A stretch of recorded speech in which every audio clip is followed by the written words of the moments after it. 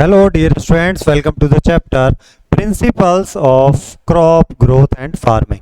Basically इस chapter में हम लोग फसलें जो हैं वो कितने तरह की हैं उनको पढ़ने वाले हैं, क्रॉप को पढ़ने वाले हैं। राइट, क्रॉप मतलब फसल। चलिए देखते हैं। ये कह रहे हैं कि भाई जो समर वेकेशन था प्रिया और रवि जो हैं वो गए थे अपने अंकल के यहाँ। जो अंकल कौन है? इनके फार्मर है। तो वहाँ उन्होंने देखा कि उनके पास कुछ टूल हैं खेती के लिए, कुछ उपकरण हैं जो वो इस्तेमाल करते हैं खेती करते समय। तो यहाँ आप देख लीजिएगा उनके नाम हैं। तो ये है, इसको बोलते हैं खुरपी, आपने देखा भी होगा खुरपी। इसको बोलते हैं सिकल, है दरौती। इसको बोलते हैं शॉल, सॉल।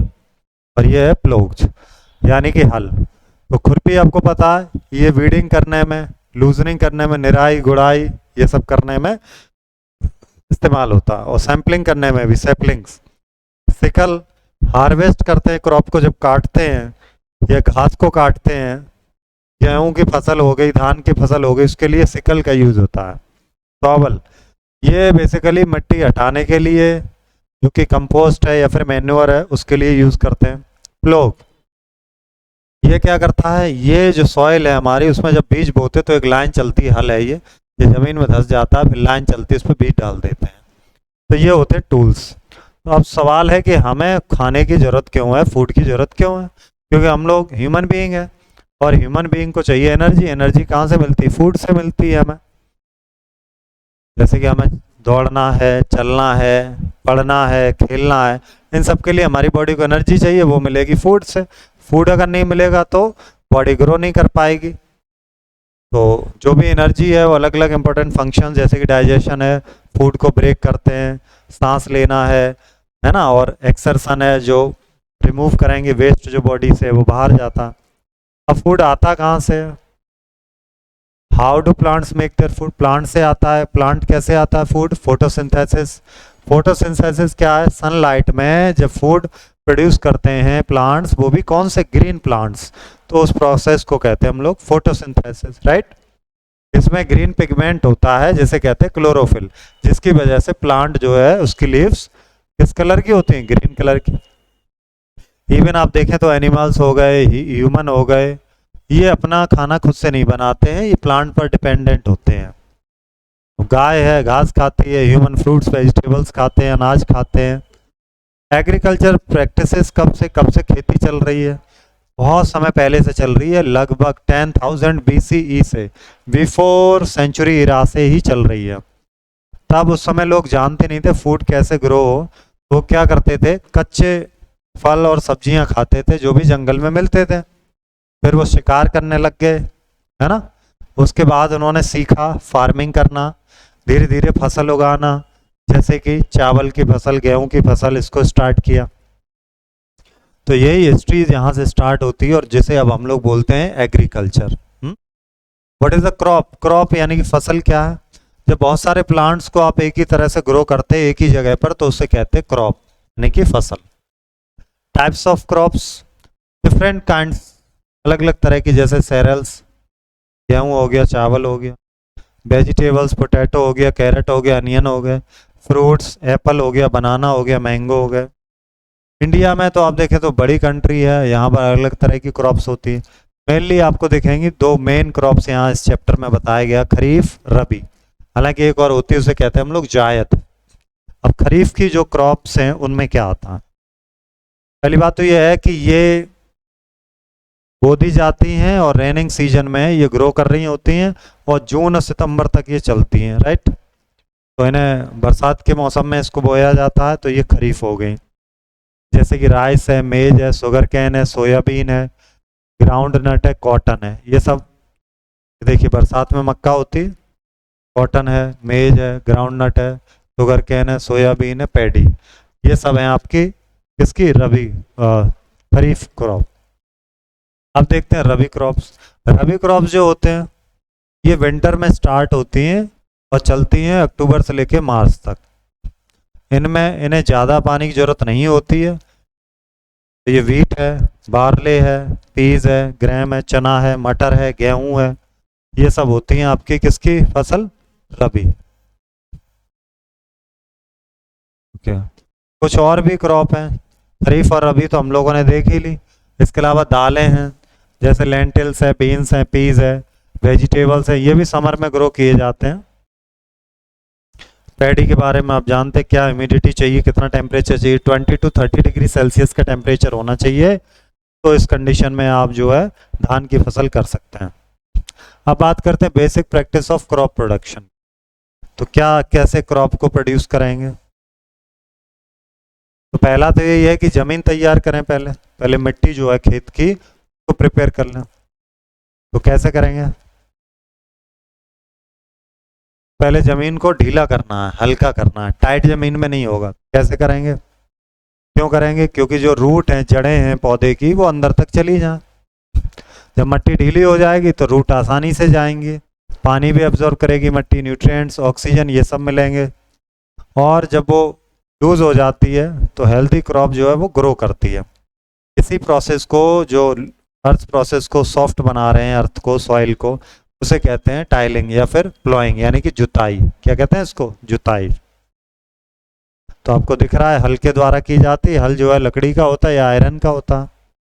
अब जब सॉइल बहुत ज़्यादा ड्राई होती है तो थोड़ा पानी देना होता है, जिससे कि गीली हो जाती है। उसके बाद में फिर जुताई कर दी जाती है। जब जुताई होती है उसमें चंक बन जाते हैं मिट्टी के, जिन्हें हम लोग बोलते हैं क्रम्स। उन्हें ब्रेक करने की ज़रूरत है। उसके लिए क्या होता है, एक लीवर चलाया जाता है, एक टूल होता है जो कि एकदम फ्लैट कर देता है, जिससे कि जो मोटे मोटे जो उसके ढेले हो गए हैं मिट्टी के, उसको हटा दी जाए। अब मिलाएंगे मैन्योर और मॉइस्चर। मैन्योर यानी कि एक तरह से खाद, आप समझिएगा कि मिट्टी की उपजाऊ जो है ना उसको बढ़ाया जाए। तो मिट्टी जो है वो लूजनिंग क्यों कर लेती है? Why does loosening of soil? Loosening करना सॉइल का, यानी कि ढीला करना मिट्टी को, रूट्स को आसानी से ब्रीथ करने में मदद करता। क्योंकि जब सॉइल लूज होती तो उसमें अर्थवॉर्म हो गए, माइक्रोब्स हो गए, जो केंचुए या दूसरे कीड़े हो गए, वो हेल्प करते हैं आगे सॉइल को ब्रेक डाउन करने में, जिससे कि क्या ह्यूमस बनता है, जिससे सॉइल ज़्यादा फर्टाइल होती है। Why does the soil need to be turned and loosen? तो इसे ढीला करने की क्या जरूरत है? ये तो अभी ऊपर ही पड़े हम लोग। ढीली होगी तो प्लांट जो है वो प्रॉपर तरीके से ग्रो कर पाएगा, रूट जो है और नीचे जा पाएंगी, सॉइल में मिनरल्स और दूसरे एलिमेंट जो हैं वो एब्जॉर्ब हो पाएंगे। अब बात करेंगे एग्रीकल्चर इम्प्लीमेंट्स। जब आप प्लांटिंग करते हैं किसी सीड को, तो पहले क्या, मिट्टी को आपको पहले नरम बनाना पड़ता है। अलग अलग टूल्स यूज होंगे। सबसे पहला जुताई, प्लो। ये एंशिएंट टाइम से ही चल रहा है, अलग अलग पर्पस। ये देखिए, पहले बैल से जुताई होती थी, आजकल तो ट्रैक्टर अवेलेबल हैं तो ट्रैक्टर लोग यूज़ करते हैं। फिर उसके बाद टिलिंग कर देते हैं, उसको प्लेन कर देते हैं। अब अगला बात है कि प्लो इम्पोर्टेंट क्यों है एग्रीकल्चर में? तो अभी थोड़ी देर पहले ही हमने कहा था कि जो प्लांट्स के रूट हैं वो पेनिट्रेट करते हैं डीपली, मिक्स करने में न्यूट्रिएंट्स को, और जो वीड्स है उसको रिमूव करने में हेल्प करते हैं। आजकल आप देखें ट्रेडिशनल आ गए हैं तो इफ़ेक्टिवली वो काम कर रहे हैं, तो और पहले से ज़्यादा स्ट्रॉन्गर भी हैं, एफिशिएंट भी हैं, यानी कि जो हल हैं वो। अब नेक्स्ट टूल है होय, जैसे हम लोग फावड़ा बोलते हैं। ये इंपॉर्टेंट टूल है, एग्रीकल्चर में काफ़ी यूज़ होता है। लेकिन ये क्या काम करता है? रिमूव करेगा वीड्स को और लूजन करता सॉइल के, यानी कि एक तरह से हाथ से हम लोग इसे यूज़ करते हैं। नेक्स्ट है कल्टीवेटर। कल्टीवेटर आज के टाइम, तो पहले हल यूज़ हो रहे हैं, तब कल्टीवेटर यूज़ हो रहे हैं। मॉडर्न टाइम में देखिए इसमें एक से ज़्यादा हल लगे हुए हैं, एक तरह से ज़मीन जोतने में इन्हीं का यूज़ कर लेते हैं।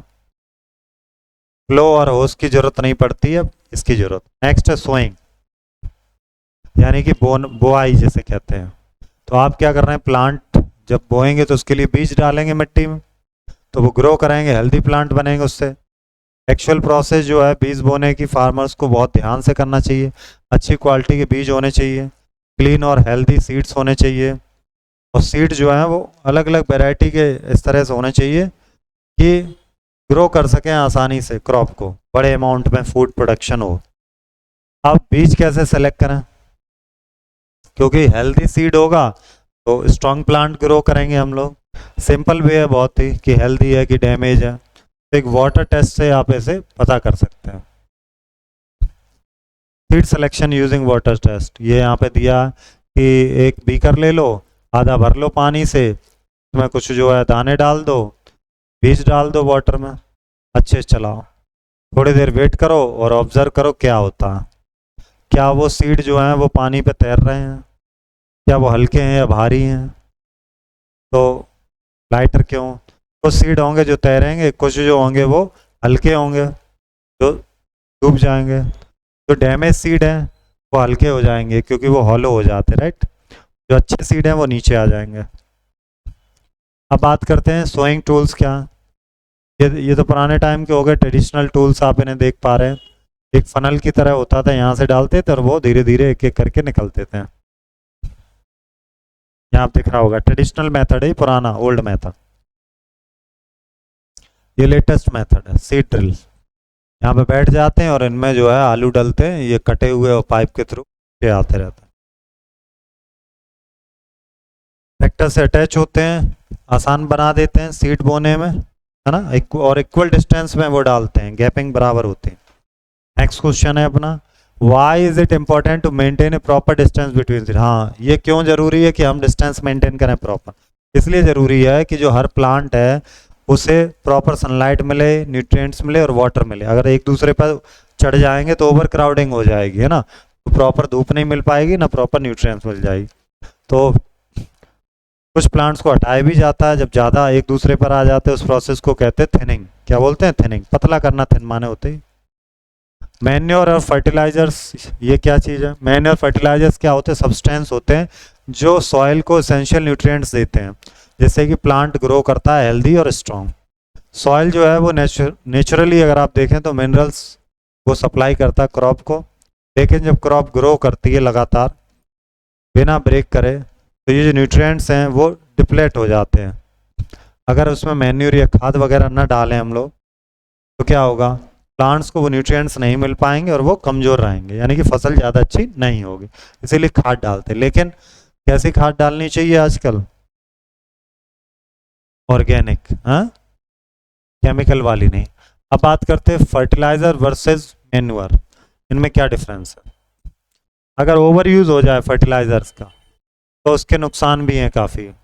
फसल जल सकती है ना, मिट्टी खराब हो सकती है, फर्टिलिटी चली जाएगी और पानी भी पॉल्यूट हो जाता है इससे, क्योंकि उसमें केमिकल्स होते हैं, केमिकल बह के नदी में मिल जाते हैं। सॉइल को प्रोटेक्ट करना है, एनवायरनमेंट को प्रोटेक्ट करना है, तो ऑर्गेनिक खाद जैसे मैन्योर बोल रहे हैं वो यूज़ करना चाहिए। और दूसरा तरीका क्या है ना, मिनरल्स को मतलब एनरिच करने के लिए सॉइल को, तो क्या है, क्रॉप रोटेशन, फसल बदलते रहो। आलू की फसल की है तो अगले बार भी आलू ही मत करो, कोई दूसरी फसल कर लो, चना कर लो उसकी जगह गेहूं कर लो, सेम रिपीटेड फसल नहीं होनी चाहिए। अब इरिगेशन की बात करें, इरिगेशन मतलब होता है सिंचाई। आपको पता ही है प्लांट जो हैं वो 90% वाटर उनमें है, और वाटर तो नेसेसरी है ही जर्मिनेशन के लिए ही, लेकिन न्यूट्रिएंट्स जो ट्रांसफ़र होते हैं बॉडी में प्लांट्स की वो वाटर के ही थ्रू होते हैं। और उसे कौन ट्रांसफ़र करता है, उसे जाइलम करता है, ठीक है।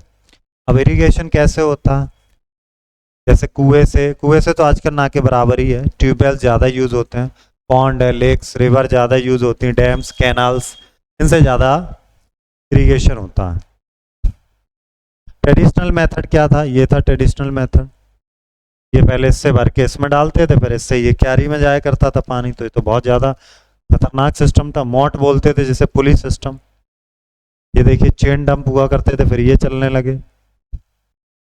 फिर ढेकली चलती, ये ढेकली, ये वाला सिस्टम कहलाता ढेकली इरिगेशन का। ये रहट है, रहल बांध दिए जाते थे, ये घूमती थी, इसको बोलते थे रहट।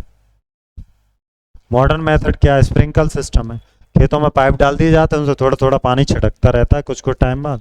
ड्रिप सिस्टम, ये पानी यहाँ से टपकता रहता है, पाइप डले हुए हैं, ऐसे कहते हैं drip system.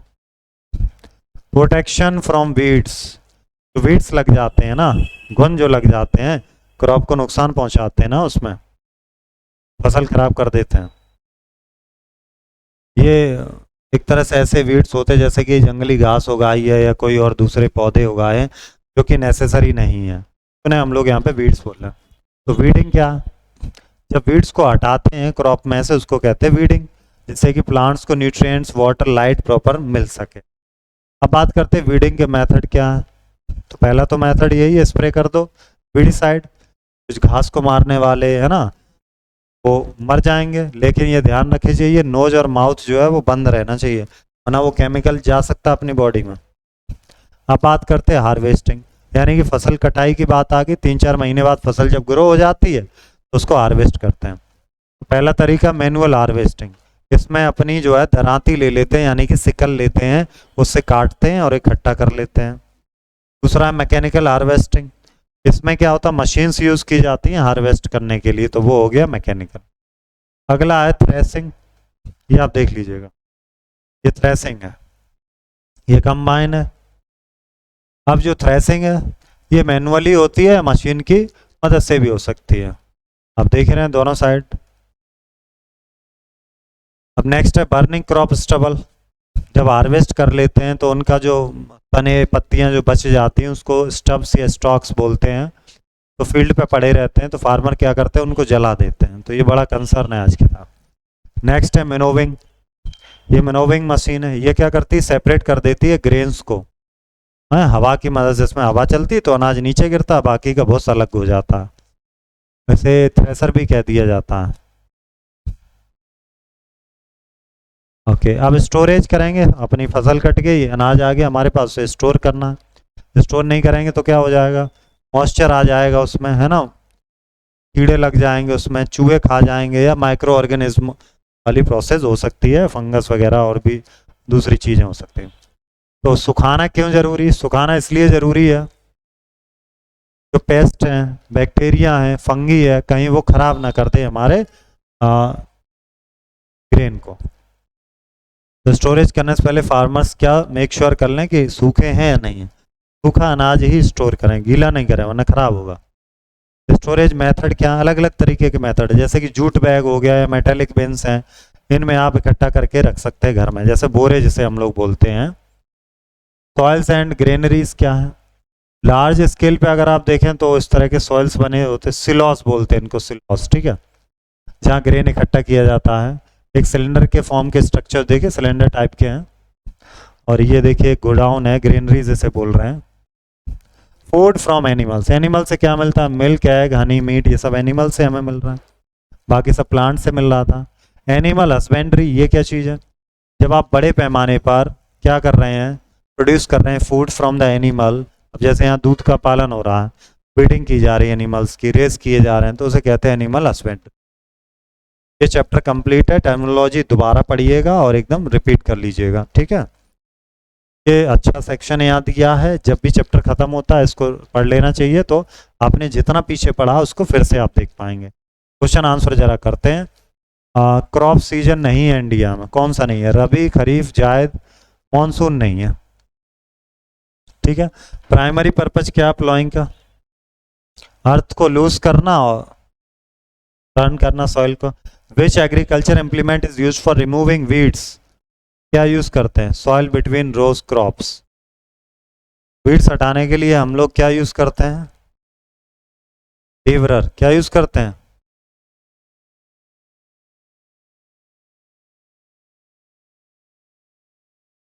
What is the process of separating grains from chef, called threshing. Which irrigation method is most efficient in water uses? Drip या स्प्रिंकलर, क्या कहते हैं, ये मोट। स्प्रिंकलर कुछ पर्टिकुलर टाइम बाद है, ड्रिप वो टपकती रहती बूंद है, तो कौन सा ज़्यादा एफिशिएंट है, इसमें पानी ज़्यादा आपका बच जाए, sprinkler. Main purpose of crop rotation क्या है, वो इसलिए है कि जो सॉइल है वो फर्टाइल बनी रहे, ठीक है। वैसे तो ऑल ऑफ द अबव, फसल की पैदावार बढ़ाना, पेस्ट को कंट्रोल करना, मेंटेन करना soil fertility. Which of following is not a traditional method of irrigation, traditional नहीं है, ये तो पुराने मोट, चेन, रात, ये नहीं है स्प्रिंकलर, ठीक है। नेक्स्ट आते हैं हम लोग, what is the process of removing harvested grain from stock called,